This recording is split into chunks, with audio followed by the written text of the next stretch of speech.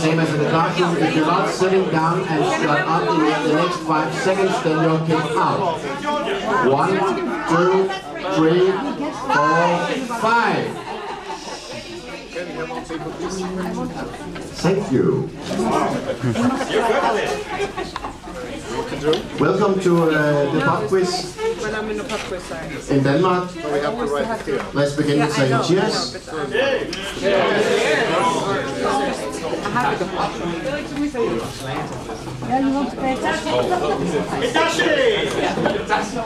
This is the first question.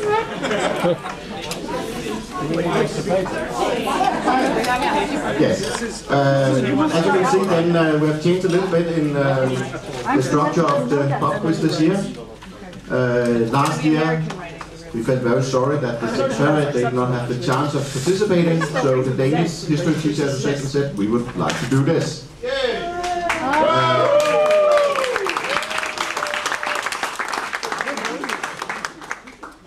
After I've said that to Jonathan in Ogrid, then David, the chairman of the Danish History Teacher Association, came to me and said to me, "That's your job."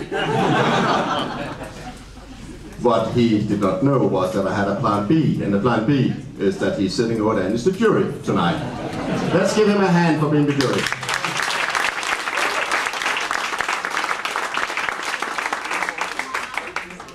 But much more important is that actually you do not have to listen to me all night, because I have found one that is a professional.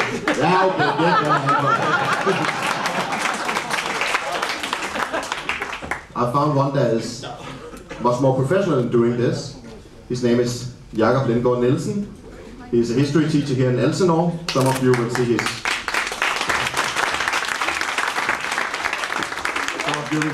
history teaching tomorrow. I am feeling a bit sad for you, but okay. I can say that after the quiz he has to prepare this lesson for tomorrow, so don't expect too much. Jakob is a professional in pop quizzes, both in making them and in participating. Now you say I'm not, but he is. And therefore I will give the floor to Jakob.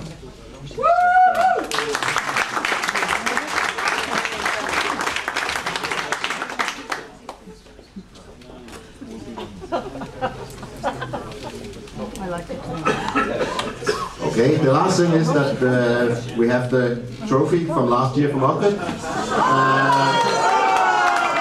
You have the winning part of the winning team sitting down there, and as you can see, they're already very, very keen on taking it back home again.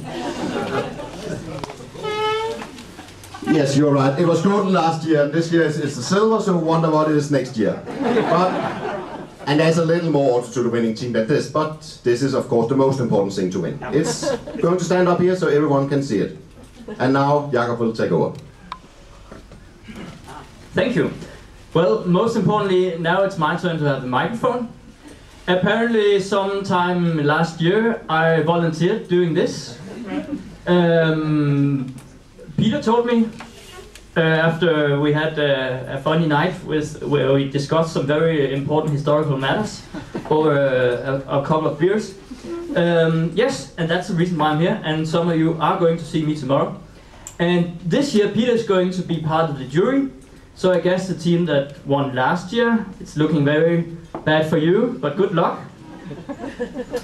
I've tried to make this a bit more difficult. Not with the questions. Last year we had 48 questions.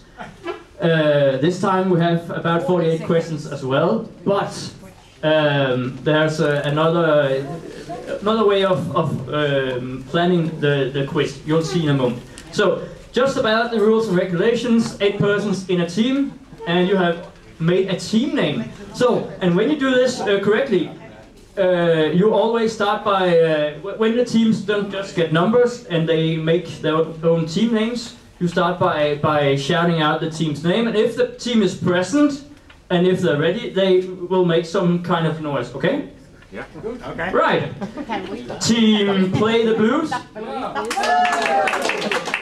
This is the noise. Okay.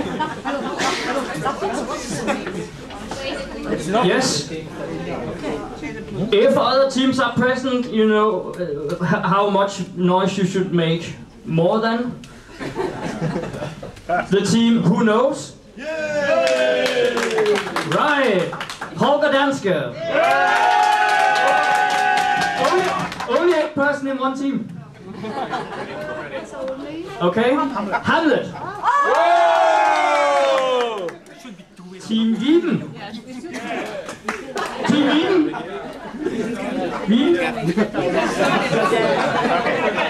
Okay. Interesting. Team Soundbites.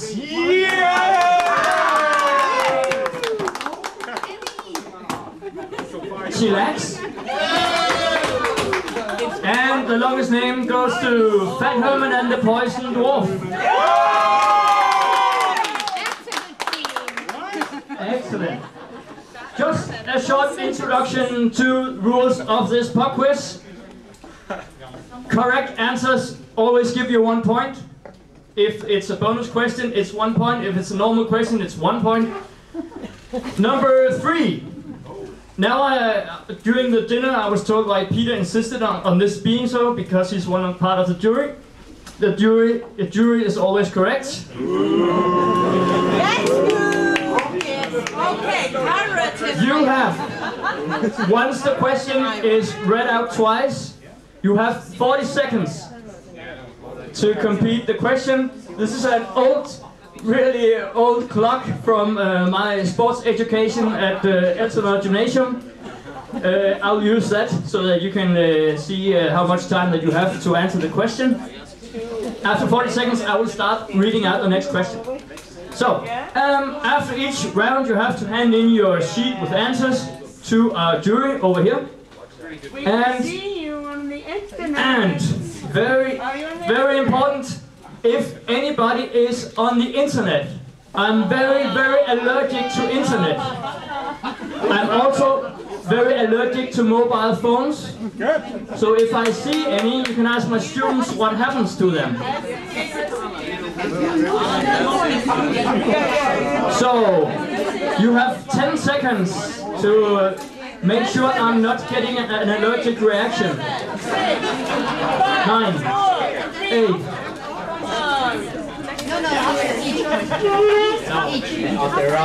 After round. So, Peter, will you check if all cell phones are gone?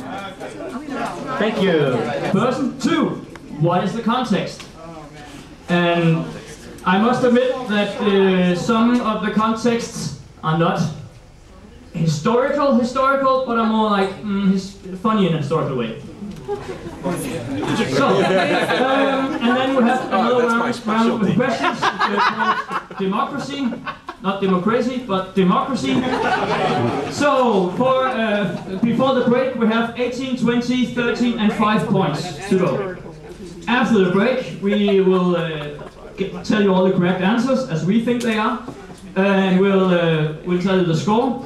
And then we have a picture round, where you get 2 sheets of paper with lots of photographs that you have to tell us what it is. Round 5 and round 6 are a bit more difficult. Round 5 is called 5 in a row, because we tell you something and you have to make the right order of things, and there are 5 answers that you have to make in the right order. It will make more sense when we come to this round. And last but not least, the round 6 is called all or nothing. This is where you have to find out, do we dare or do we not? Because if you answer a question right in this round, it gives you 3 points. But if you answer 1 question wrong, you'll get no points whatsoever in this round. There are a total of 15 points in this round. But you can always go with, oh, maybe we don't write anything there, and it's okay. It's allowed to not answer any questions, and you get no points. But you also, so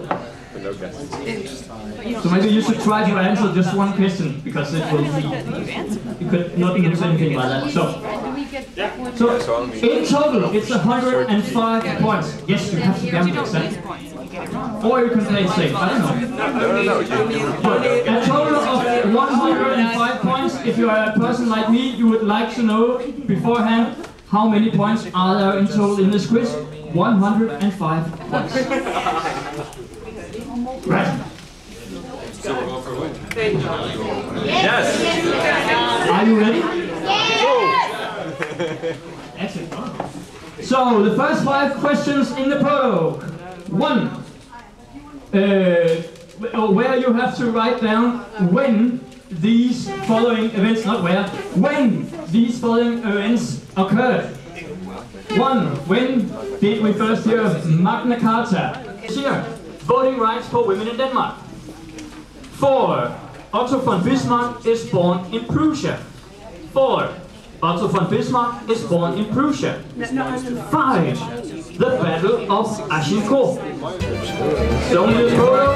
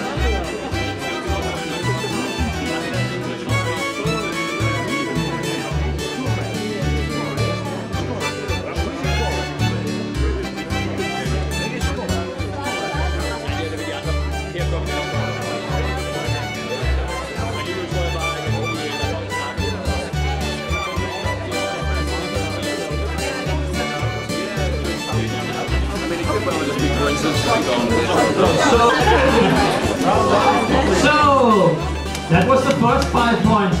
You're doing excellent. Shakespeare wrote the play Hamlet, which Danish prince was an inspiration for Shakespeare. Bonus, which person first wrote about this person in his voice? 2. Which king introduced the sound due as he controlled the entrance to the Baltic Sea? 2. Which king introduced the sound due as he controlled the entrance to the Baltic Sea? Bonus question. Which occupation did the king take after his reign?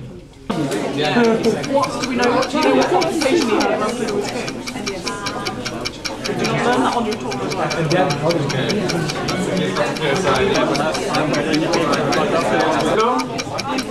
I will think about it.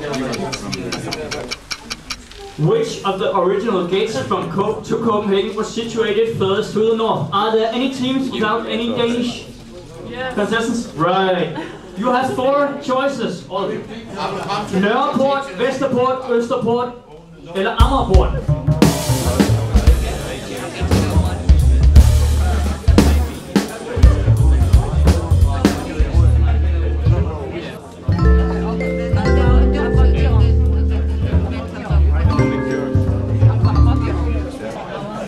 What was observed from the Danish fortress Langhensfortet in October 1962? Question number 6. What was the name of the Viking society only consisting of men supposedly founded by Harald Bluetooth in the island of Volin? What was the name of the Viking society only consisting of men supposedly founded by Harald Bluetooth on the island of Volin? Bonus question.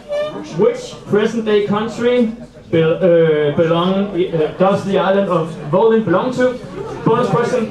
Which present-day country does the island Volin belong to?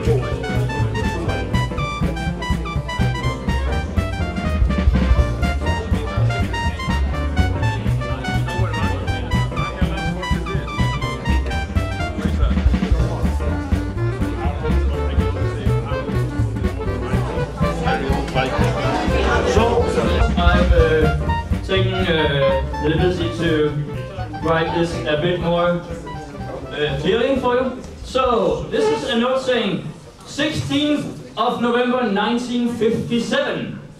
16th November 16th, 1957. So, it says, during your visit here some days ago, you made some remarks.